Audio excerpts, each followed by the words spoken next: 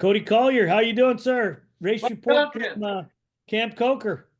I'm doing great, brother. No, I'm happy, healthy, leaving Camp Coker. No, unfortunate events for myself, so all good here. It seemed like it was a pretty good race course. No, the track was beautiful, dude. I know I said I was going to be on a pre-race show. I said it was going to be super dusty. I got I'm sure it would have been different if I didn't get to lead most of the race, but from where I sat, where I was getting through the lappers and everything, the dust didn't seem as bad as I thought it was going to be. Talking about that is one of the things that I had mentioned is what was the early AM race going to do to prep the course for you guys? And you said it would knock some of the little stuff off for the short section that they covered. Um, did that help at all? I mean, I think so. But that, like I said, I was leading pretty much 10, 12 corners into the woods. Kaden Wharff got the whole shot in my race, and I was able to sneak by there. But yeah, no, I thought the track was really good. The youth helped out a little bit, got some grooves going. But by lap 3, the track was super racy. All the grooves were dug in. The ruts were good. You could really attack the track. And from what I heard, it held up really well for the PMs. Like I was talking about on the pre-race show, how the dirt seemed harder packed and wasn't going to break down, be as deep as normal. Uh, that turned out to be on the nose. So the track was super racy, super good. Had a little bit of chop, a lot of flow. Really fun track. Awesome. Well, let's just get into this. And Stetson Owens freaking put it on him in the early AM race with getting his second win of the year. He's a little inconsistent, but he's third in points and seems like he's got it rolling this last race. Yeah, not sure what happened for my Alabama. I know he was leading at one point round 1 until they hit the first. I think it was until they hit the first like sections of bottlenecks and big groups of lap riders in that youth race where it was so muddy and tricky at Big Buck. So he's been up front all year long. Got 2 wins. Was leading one of the other races he didn't win. I'm not sure what happened to my Alabama, but he's been riding well all year. Yeah, it looks like Bodie needs to get himself on top of the box. He's bounced around the third and the second spot. Just hasn't got himself up on top yet. Yeah, holding second in points, just being consistent right there around the box about every race. Top 5, was it 2/3 of second and a 6 or something. So he's been right there all year. Yep, he's doing great. How was the turnout overall for the day?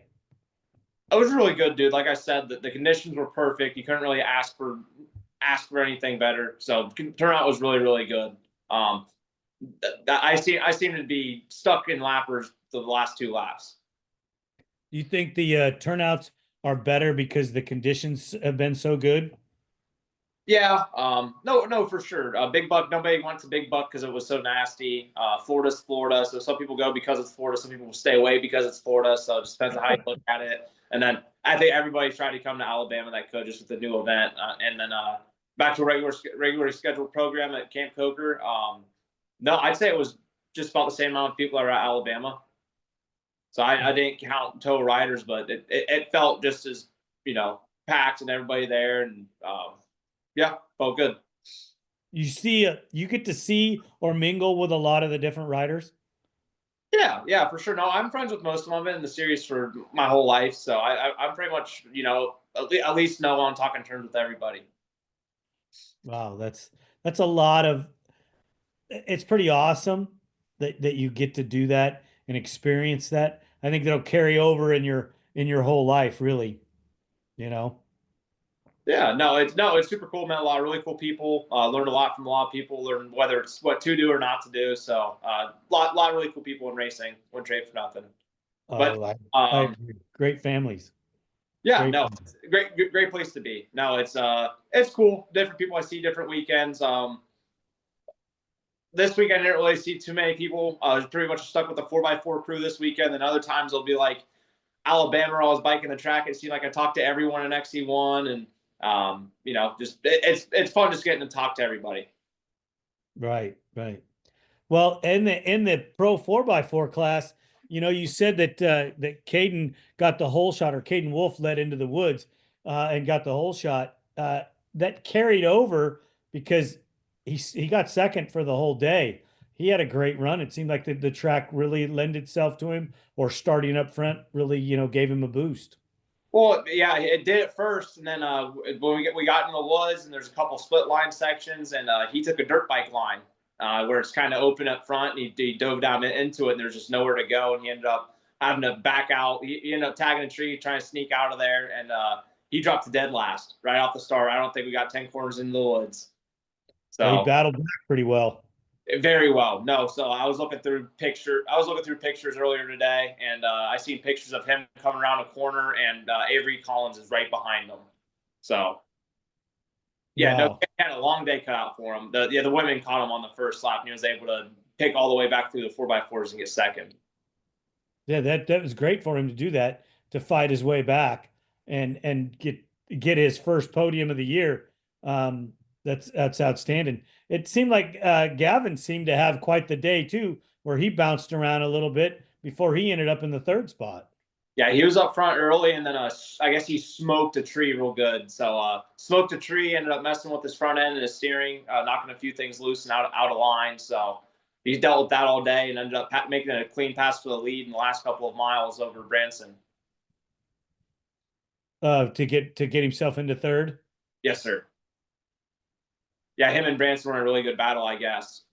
Gavin put down a really good last lap charge, ran Branson down, made the pass. Yeah, he's hungry. 3 or 4 for podiums on the year. Yeah, he loves that. You got to love that feeling to get, you get to take home a dust collector and feel good about yourself till the next round. Yeah, no, just coughing up dust for a couple of weeks. He'll be all right. Yeah, I checked into Brandon Frazier. I guess that he had an ECU reset. Something electrical. I'm not sure exactly what it was. I've heard a few different things, but yeah, something electrical went wrong with his bike. Unplugging the computer and plugging it back in seemed to reset, and he was able to take back off from there. How hard is it to get to the computer on those machines? For me, I have the 12 volt. Like, do you guys have the 12 volt fast plug and unplug? A little clip. No. Now, well, like out here on the East Coast, a lot of us have like a secondary battery where we have an easy plug and unplug, and we'll run like the bypass for it. So like there's a secondary battery, it plugs in, you got that battery, it runs for 24 volts. If you don't want that battery, you can just plug in a loop and bypass it. So that just returns it to 12 volt. So on my bike, you can just unplug it like that. But they're not hard to get to, about in the same exact spot as a 450. And that Yamahas under the seat. And that disconnects the ECU and then plugs it back in, or reconnects it to power after that. Yeah, it's the line for battery is what that plugs into. Okay, so what I was told is to reset that, they had to unplug the ECU, or is it just turning the power off? I think it's just like killing power to the ECU. Okay, so it wasn't a hard unplug, replug it back in. It was just a reset by turning the power off to it or unplugging the power to it and plugging it back in. Well, like letting the computer go to sleep is different from disconnecting power from it. So like if you like turn your quad off and it like shuts off and the dash goes dead, that's not full reset of the ECU. It just kind of went to sleep. Right. So like I imagine he had to like fully disconnect the ECU and like where it like went dead and then reset. Oh, so for you, that's what I was asking. How hard is it for you to get to your ECU? Like I said, I would just unplug the battery. The ECU's tucked up underneath the underneath behind the exhaust and everything, so it's very tough to get to. Oh, right. That's what I was wondering. So if you want to hard unplug it, you're like screwed. Yeah. So okay. I know move them and stuff, but no, it's yeah, I would just unplug the battery. It'd be if that's what the issue was. That would make it easier, right? Yeah. So like last year at Camp Coker, when I was leading the race, had a mechanical on the last lap, and I knew it was an ECU issue I was having. So that's what I was doing. I was unplugging that 12 volt and replugging it back in to like reset the ECU. Okay. How long does something like that take? I pop the seat off, and it's right there where we have it, just directly under the seat. We were trying a different location at Camp Coker last year. It was behind the quad, on the near the intrusion bars in the rear. So I was having to unplug it. I was having to get off the quad, get underneath under the ground and unplug it and plug it back in to get the right angle on it because it was kind of tight up in there. So we've gone back to where we originally had it under the seat to make it easier. Yeah, all the East Coast guys know exactly what I'm talking about. They have a 24-volt setup with that plug-in. Understood. And one of these days I'll get back there to see it so you can point it out to me. Yeah. Yeah, that it's unfortunate that you guys were having a battle at that point, and like you said in your post, you got gifted a good race, but you were right there anyways, so you never know how it would have turned out in the end. No, for sure. No, I'm not saying I won, because Frazier had his mechanical. I'm just saying made it a lot easier for me. I did have him right there because he's going to be there and trying to keep me honest and everything. So no, just made it easy for me, right? So we've talked about, me and Frazier kind of stepping away from everybody and setting the bar, and with when he's not there, it's just trying to stay away from the 250 kids. He didn't seem to bounce back because he ended up in 7th. It didn't seem like he could bounce back through the onslaught of amount of people on the course, or I'm not sure exactly what happened once he got back going. I don't know how far back down. I know I was looking at the lap times and everything earlier, and I'm checking in. He was like 2.5 minutes down from 7th place going into the last lap. So he could have been 5 minutes down by the time he got going initially, on that third lap, made up a bunch of time. So not sure what happened. But yeah, no, he was definitely having to pick through the traffic and everything. He got behind a bunch of the women, and I assume like some of the 4x4A guys and stuff, and had to work his way back through. Well, that's a bummer for him, and hopefully he'll get his things taken care of for next round, and you guys can go back to battling it out. Oh no, we had an awesome battle at Tennessee last year. No, look forward to more of the same. I was just talking to Hannah about it. You think they're going to turn the course around and run it backwards? Probably. I don't see why they wouldn't. So they'll do that, and then they'll add a few sections. They were really worried about the mud last year, so they kindly gave us the soft core version of the track, not the hardcore version. So I think this year, if the conditions are good, they'll hopefully give us some more technical parts of that property. Got a little Wi-Fi issue going on. Do you think the conditions are going to be good this year? Sorry about that, but no, I think they are. I think they're going to be great. It's been good. We're having a little bit of rain right now. It'll probably rain all week this week, and hopefully it'll be good next week. Yeah, just keep it on the East Coast, okay?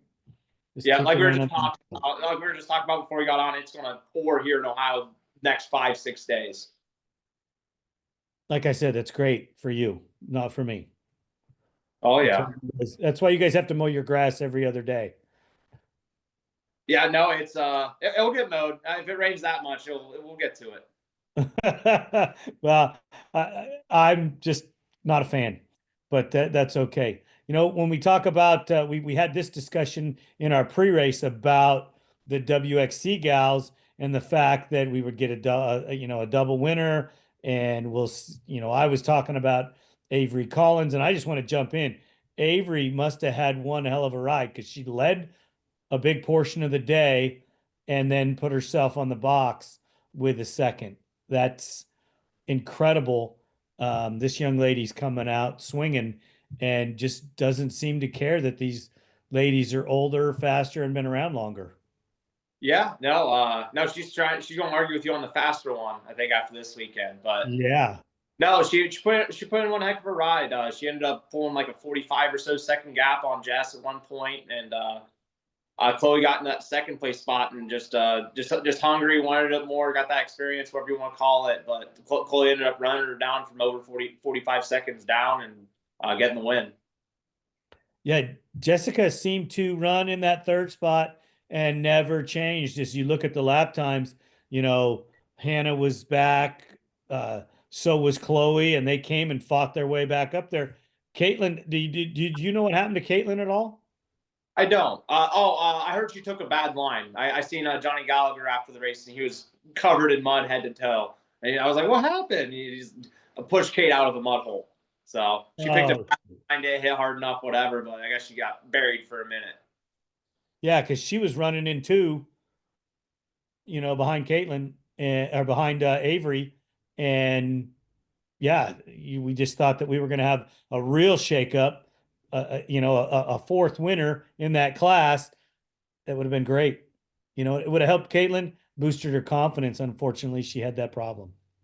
Yeah, no, I know exactly what mud hole she got stuck in. It was pretty much the only like bad mud hole to get stuck in, but it was a straight shot to the corner. It was really good the first lap, but it was completely gone the second lap for sport quads at least if you weren't nailing it. So I think maybe me and a couple of 4x4 pros were the only guys hitting it the last couple of laps. Well, you guys can freaking go through damn near submerging those things, can't you? And just keep going. Oh yeah. No, I was jumping into it and flat landing it into the rut and just holding her pinned. Well, we got our two-time winner in that class with Chloe Harper. Uh, you know, um, Avery Collins, did real well putting herself up on the box. Jessica Elioff retains the point lead, with another podium finish in third, and Hannah Hunter with fourth place finish. So those gals are really getting after it and mixing it up. Yeah, there's 7 points separating Jess, Chloe, and Hannah right now. So it's tight up front. It's anybody's game right now. They do get a couple of drops because they're a premier amateur class, but it's going to be really tight. Let me ask you about that. Since you brought it up, being as you say they're an amateur class, why do they get drops when they're considered from what you read, a professional class? Uh, they're the professional of the women's division, but on paper, it's going to say premier amateur. And just like how they have it labeled just for drops and different rules for them. Yeah, I just think they need to make them a pro class and leave it at that. But that's just me, whatever it's worth. Yeah, no, don't know exactly what the argument is for it, why it's a better thing, why you wouldn't just start with pro class, but yeah, there must be some type of little reason why it's helpful. Okay. Well, we'll have to get into it at some point. Before we get into the afternoon race, the weather was pretty much good for you guys the whole time. Uh, I was worried about it was going to be a little hot, and you never had, an excessive heat issue. You didn't get too warm, too cold. No, it was beautiful, dude. You couldn't really ask for much better. It was a little hot Friday, but I think Saturday was absolutely perfect. Um, it got a little chilly in the evenings once the sun went down and everything. Go put on your hoodie and your sweatpants, but it was beautiful during the day Saturday. That's freaking awesome. You got to love that. And you uncharacteristically had a great race as far as the consistency of the dirt, the weather. That just doesn't happen for you guys that often. No, it doesn't. No, it's very rare you don't have something that you're complaining about. You can complain about the dust a little bit. You can find something to complain about if you want to, but it was a great weekend for racing. Weather was good. Track was awesome, very racy. I had a great time. I was a couple little bobbles away from having, like the perfect race day where you're like, I just hit my marks and everything just flowed, and just a couple little bobbles from having that. Dude, you can't be perfect all the time. That's what you strive for, Once you've been racing for a while, it's you can have your days where you're like, all right, I felt pretty good, but you want the days you're like, I had the perfect race day. So that's the kind of thing lately, and I've been getting back into my flow and everything. Have you ever seen that movie called Tin Cup? Tin Cup. I don't think I have. Kevin Costner starred in it, and he's a golf instructor. Probably the worst kind of golf instructor you could ever have, but he was a golf instructor, and he was talking about swing and everything. And he says, "We're shooting for perfection, but it's unobtainable. You will never obtain perfection." Yeah. No, I'll if you can look, I can look back, and even if I do have that perfect race, I'll know that there's time I could have knocked off my lap time by taking more risks, but being like, okay, everything I did, it felt right. It flowed right. I didn't feel like I bobbled. I didn't feel like I misjudged this corner. Everything just flowed. Well, that's what you shoot for. That's where you shoot for. Excellent, excellent stuff, man. So let's jump into the afternoon stuff. With there were some changes in the order. some people, ended up moving up in the finishing, and then some moved down. And um, what were some of the things that were going on that would cause some of the riders to have such a big swing in that class? Was it just the start, or the over aggressiveness as the season kicks in, these guys are getting in better and better shape? I think it's for some of them it was the surprise of how not in shape they were. We're seeing some of them fall back, and then just things not going right for different people. People not getting good starts and then coming up and through. Like Walker, I think he was ninth on the first lap, had to come all the way back up to third.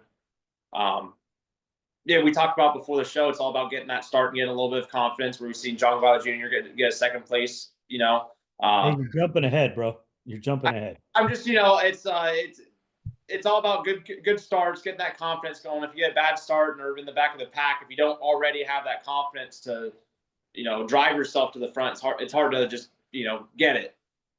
Well, the older Galatas had a great weekend.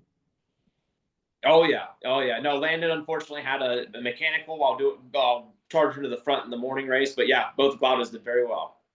Yeah, James put himself on the box with a third. He made a very strong comeback from that 22nd in the first round.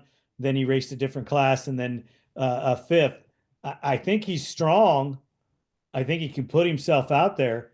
Maybe he just needs to work through some of his issues and get himself taken care of. Yeah. We talked about before the season with him being, one of the seasoned guys, maybe one of the more consistent guys in the class. And with everybody being so all over the board, like if you look at the results, I think from the top four are pretty consistent. And other than that, it is all over the place. So even the top four, if you think about it, the top two are fairly consistent. But after that, they do shake up a little bit, they're top five, right? Jeremiah Wolf's pretty consistent. Yeah, you could say the top three. And Andre Williams, yeah, I guess he's consistent, with a 4, 5, 6, 6. That's pretty Right consistent, around the I fifth guess. place spot. Everybody else, you don't know if they're going to get a podium or a 12th.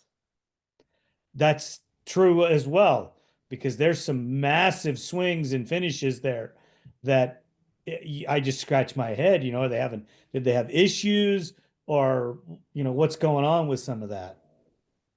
I like we talked about before the season. Just there's too many young and hungry kids that are going to have different kids are going to have good rides on different weekends. Different kids are going to have different struggles on different weekends. As they're a lot of them stepping up from their 250s or stepping up to the XC2 class, testing their machines to new limits. They're going to make mistakes, and it's part of it. Right, right. Alex didn't have his characteristical podium finish weekend. He was one spot off, but he probably rode well. You can't win them all. He charged through the pack. I know he was buried back early. He got pretty close to Junkin James for that third place spot, but don't know what happened to him on the last lap. Don't know if he got tired or some bike issue or what, but he was there for third place to challenge for it. Yeah. Jeremiah Wolf, redemption, because he took the second spot and didn't get past on the last lap. Yeah. No, the only guy he had to worry about was way out ahead of him. But right. Jeremiah, like I said, like I called it. I knew it was time for him to get a podium. The track was right up his alley and everything with the momentum he's been building. And congrats on the first career podium. Yeah, you told me I was going to bring that up, the fact that you said he was going to be on the box, but you forgot to mention that I brought up James. I just kind of felt that James was going to pull it off. Yeah, no, total dark horse for me. I knew the fifth place was good, but I needed to see a little bit more out of them this year to, after the 22nd and then racing Sportsman in Florida, I needed to see a little bit more to call him for a podium, but boy knows how to ride. Yeah, the whole family seems to have skills, Look out for that little one, because he's going to want to go as fast as his bigger brothers. Oh, yeah, no, he's learning. He's picking up. He's trying to be faster. Right. Do you know what happened to his machine? Did he catch a tree, or was it a true mechanical? I don't know. I was talking to my dad after the race because I don't get to catch the end of the youth race. I get to catch the first couple laps, and then there you get ready. But It happens, right? Oh yeah, not sure what the mechanical was, but enough to take him out of the race, unfortunately. There was a little bit of a definite mix up in points and finishes in the XC1 class. We talk about consistency, and if you go back to, the top five, maybe top six, you do have some consistency in the pro class with these guys staying, in those spots, or right around in there. They may move up a race, they may move down a race, but your top five, six guys are pretty consistent. I want to start off with Stephen Harrell. This is a relatively young guy, came into racing later, not as experienced as most of the guys that he's racing against, and he's setting himself up to be one of the faster pros that you have to look out for. Yeah, no, for sure, and it's a lot of hard work. He's been down trains down south all winter with Walker Fowler, him and his girlfriend Hannah Hunter. So they've been training. They've been hungry. Steven got number 5 last year. I was a little surprised. He just seemed more like a consistency thing than speed. And I think he realized that and got with Walker this offseason, and you can see a lot more raw speed out of him this year. Yeah, you're 10 points from third to sixth. Those positions, there's only 10 points. Yeah, just where they're all mixing it up and so tight. Yep.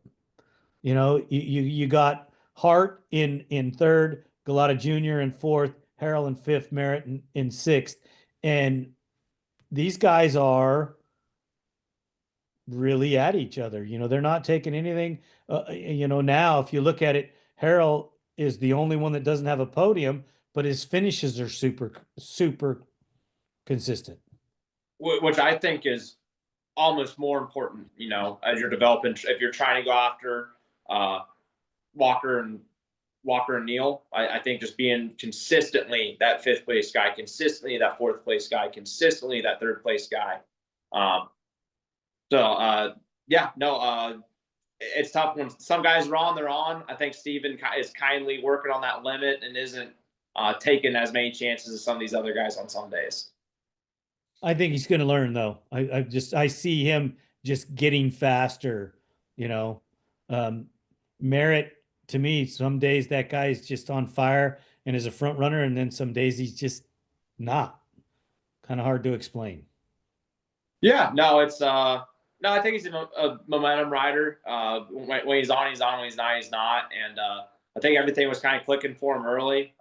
You got the whole shot, led the first lap, and then I think as the guys started picking him off, just kind of got to him. I seen where he said his suspension was a little stiff. He had to ride through that, and yeah, no, he had the incident round 1 this year. Kindly struggled in Florida a little bit, and bounced back in Georgia with a really good ride. So yeah, you can never tell with Josh. You can never tell with him where he's going to be. Right.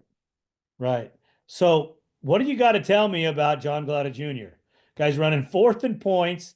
We haven't seen him up that far in the standings in a couple years, and now he just pulls off a podium with a 2nd. Where did that come from?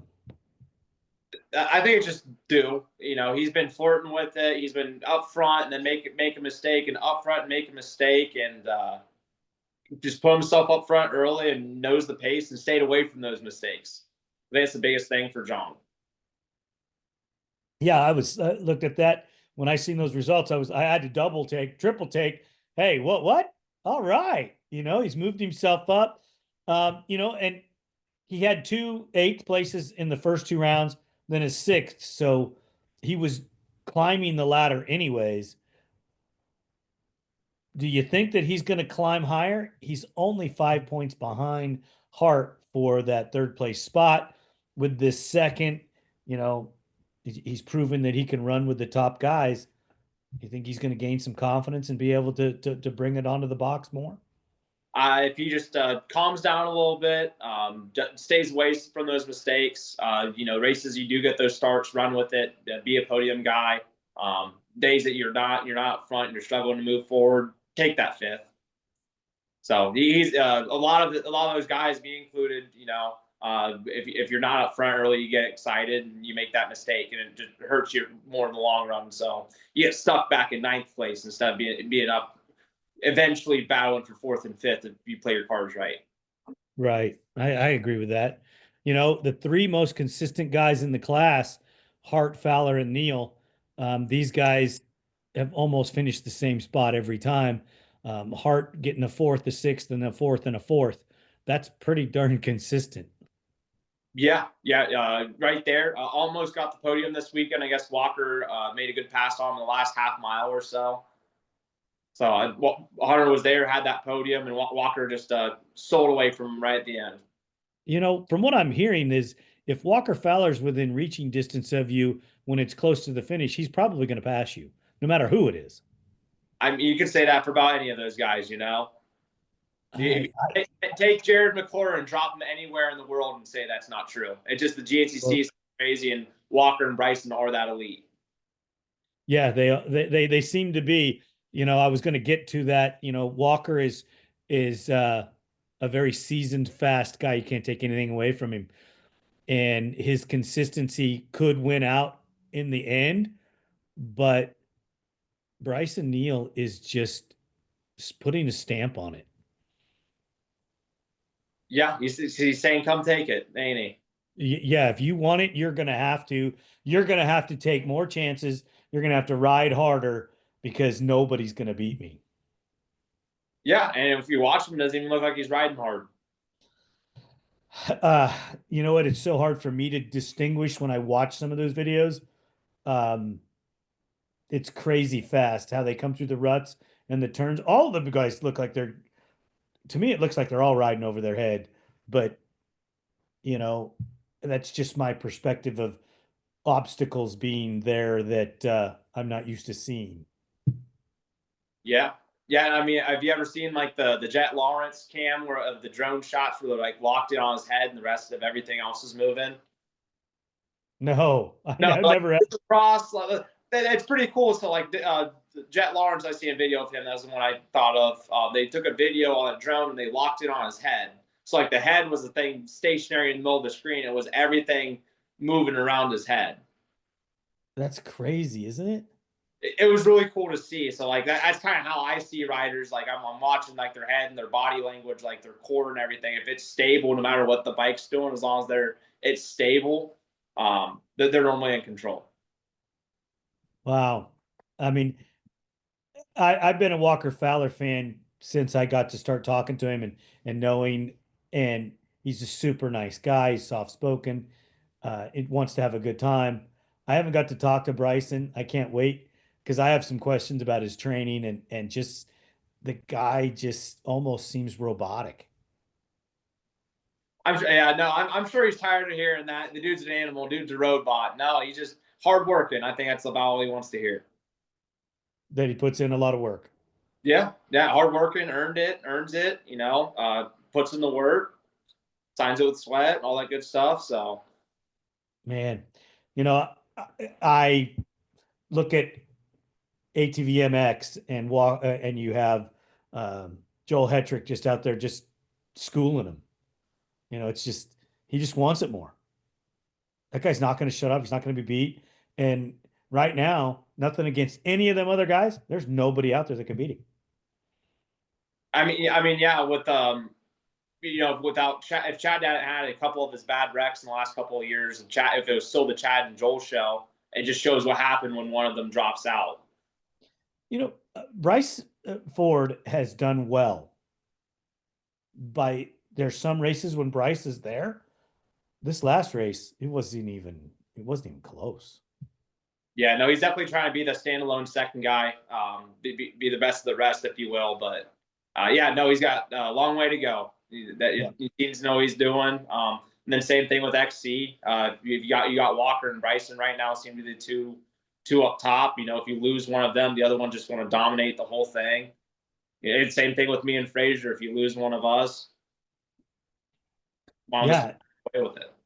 You know what? We need to get all this stuff. We need to get Gavin Jenkins back up to your guys' level. So there's three of you. Maybe get Kaden up in there. So there's 4 of you guys to go at it. So you guys would be as entertaining as the WXC. Yeah, no, I know, and you know, I work, I work. I offer to go ride with them guys. I've ridden with Gavin and Kaden several times over the years. I guess Kaden just a couple of times, but Gavin several times over the years. And yeah, my phone's always open. Always try to help them boys out. Well, that's good. Big shout out to Kinsey Osborne. She got off at the motocross this weekend. And they kind of ended her undefeated streak. Yeah, excuse me. And Emma Ray from across the pond came out and put it on him and put herself on the podium in the in the 450A class, the boys class. Very nice. Yeah. So I just wanted a special shout out. I know this is a cross country setup and we have some amazing women in the cross country, but Emma Ray coming across and winning that, you got to take your hat off to her, you know. So, no, I know how stacked and competitive it is with that MX, especially where you can run dual classes. So you have like some pro-am guys run pro-am and A. So no, very. That's great stuff coming. So where are we going next, big guy? Oh, next up we're going to Tennessee. Going to the Old Gray. Really cool track. We've only been there once. Last year was our first year. Really good track. Like we were talking about, I think if conditions are good, we'll get to see a lot more of the technical and mountainous side of the property. So hopefully conditions are good. Hopefully make it technical for us. Is it one of those courses that you're worried about dust or things like that if it's dry? I wouldn't think so. It's so hard packed there and rocky and shaly. It doesn't really have a lot of topsoil to begin with. Okay. In most spots, and then where it does, it's like mossy and overgrown. It's a lot of tree coverage there. There's like 2 field sections. There's one on top of the hill in the back, and then one at parking. Is it very spectator friendly? Not extremely. They do pretty good about trying to like loop you back in. So like you might see us at like the 10 and the 2 and then like the 6. But Okay. that's about as good as you're going to get about anywhere, unless you're following one rider and chasing them around the track. You can catch them a few times a lap, depending on where you're at. You mentioned Boy Scout camp. You might be able to catch them at like the 11 and the 1, and you don't see them again for 25 minutes. God, that's kind of boring. But that there's enough people on the course, you're seeing somebody. You mentioned shale. Do you guys have to worry about excessive tire failures or damage because of the amount of shale?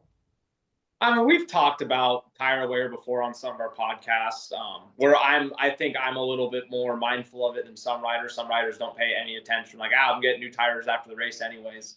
So I think I'm a little bit more mindful about like, okay, these rocks are going to shred my tires. Let's use more traction than tire spin here. I think it's just a riding style thing. Well, we were racing in one of the desert races in Nevada, and we all dropped into this right-hand turn wash, and it was shale on the bank side, and every one of us cut that outside left tire, rear tire. And there were 3 of us battling for the lead. And I remember going up this uphill, rocked out, horrible, rain rutted fire road, Jeep trail.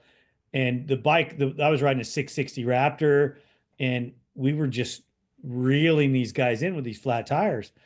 And I remember sliding up to the pit, and all 3 of the ATVs are tilted on their right side, getting the left rear tire all at the same time. It was pretty comical. Yeah, something out of a movie. Yeah, it was great for the race. One of those very few desert races where, late in the race, everybody was together. Uncharacteristic. You guys normally gap it out a good bit out there. A battle in desert is, within a minute. That's you guys are having a bar to bar battle if you're within a minute. If you're within seconds of each other, it's crazy.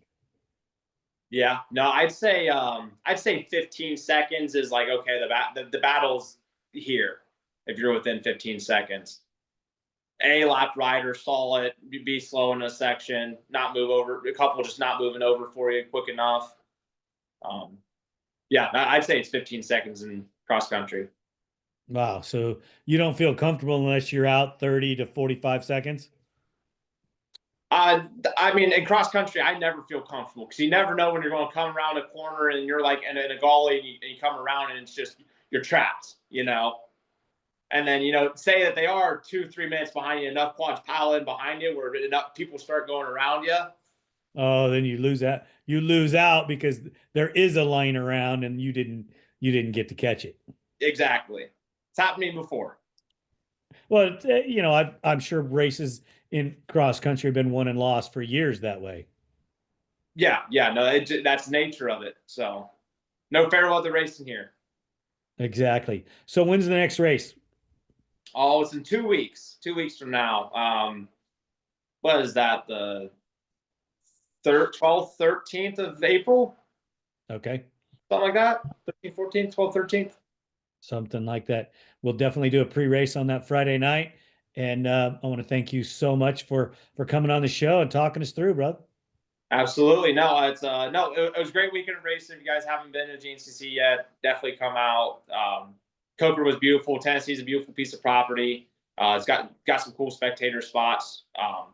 Yeah, I'm really looking forward to it. That's excellent. I can't wait to see what it's like in Tennessee. Last year I was a little disappointed because of the rocks and the mud, and it made it slipperier, and there were some issues with some of the machines. Let's hope those rocks are dry and you guys can navigate them a little better. I thought it was perfect last year. I think everybody's whining. I thought last year was primo condition. A couple spots were a little bit soft, but I thought that it was perfect conditions last year. All right. Well, then, if for you, I guess we want it to be a little wet and a little soft, but for everybody else, they wanted it dry. Fair weather racers, man. Well, I'm a fair weather guy. Okay. Why you got to pick on me so much? Oh yeah, no, like we talked about, it's why you live in California. Right, right. All right, brother. You have a great night. Thank you so much for tuning in early, and we'll get this posted up ASAP.